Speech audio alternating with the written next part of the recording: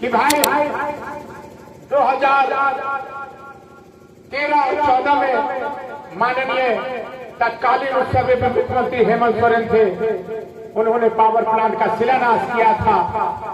आज तक उसका पता नहीं चला आखिर क्या स्थिति है, पावर प्लांट कब लगेगा, ये सरकार को जवाब दे। स्पष्ट जवाब जो है सरकार ने देने का काम किया कि 2017 में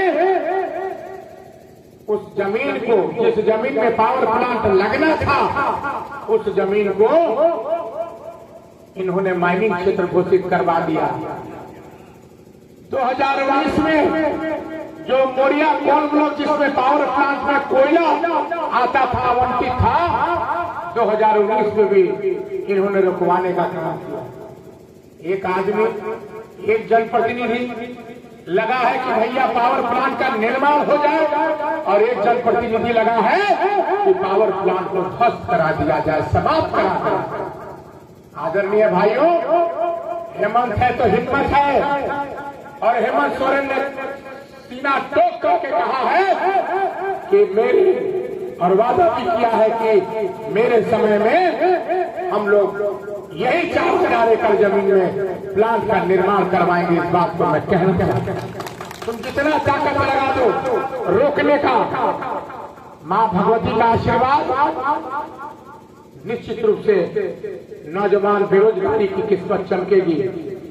क्या बताइए, सूरत, गुजरात, दिल्ली, मद्रास, चेन्नई को जाना चाहता है? कोई नहीं जाना चाहता। सबके लाशें आती हैं, सब अपने कलेजे पे पत्थर रखकर अपने बाल बच्चों को छोड़कर, माता पिता को छोड़कर सूरत, गुजरात, दिल्ली, मद्रास, चेन्नई। 15 साल के राजनीतिक जीवन में पूर्व के जनप्रतिनिधि ने जो सवाल आपके समक्ष उठाने का काम किया होगा सदन में, आप बताइए कितना उन्होंने सदन में आवाज उठाया।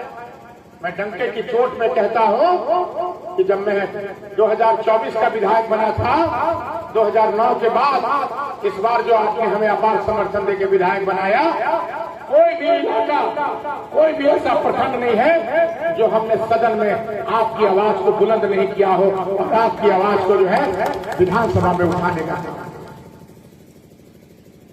आदरणीय भाइयों, विधायक का काम क्या है? वोट देके लोग चुनते हैं कि आपकी समस्या को, प्रखंड की समस्या को, पंचायत की समस्या को सदन में उठाने का काम करें, विधानसभा में उठाने का।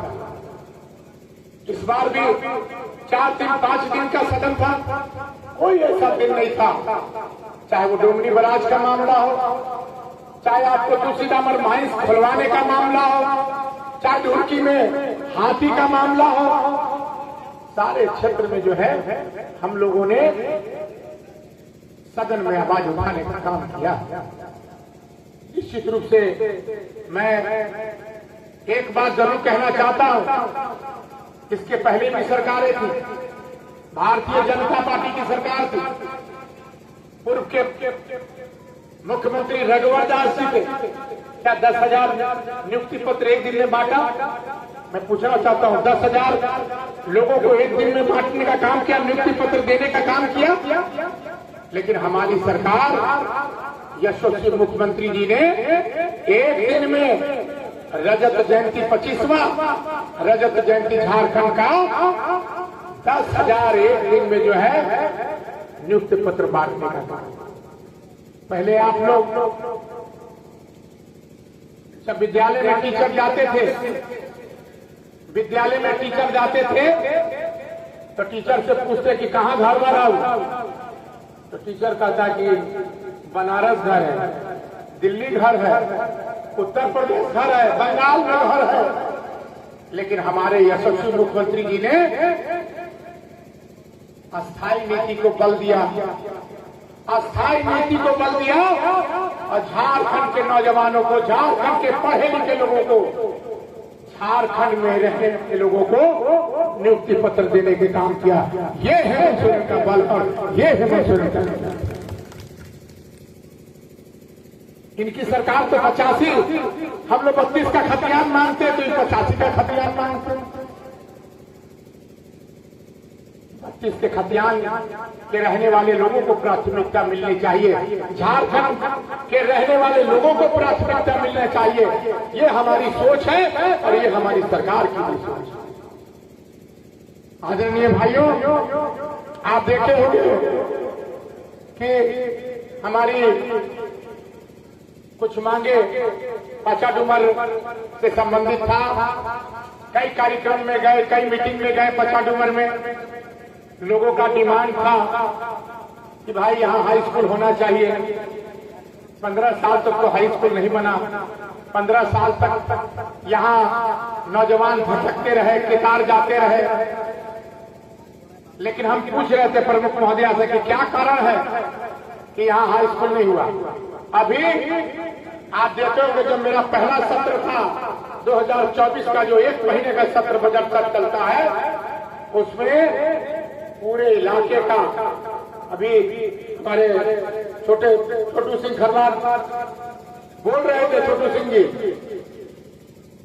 कि खोनर का हमने उत्क्रमित करने का मांग किया।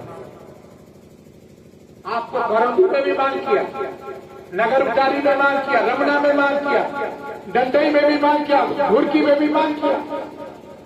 और ये मांग विधानसभा में आपका जो है पचाडुमर का मांग जो है पूछिएगा और छोटे राजा इसका सवाल उठाएगा। और मेरा पूरा प्रयास रहेगा कि माननीय मुख्यमंत्री के माध्यम से, माननीय शिक्षा मंत्री, क्योंकि आप जानते हैं कि शिक्षा मंत्री जो हमारे रामदास सोरेन जी थे, आज इस दुनिया से चले गए। और आपकी मांग जायज मांग है। काफी दिन से आप लोग परेशान हैं। जो भी दिक्कतें हैं, जो भी बाधा है, बैठ करके जो आप लोगों का जो कमेटी होता है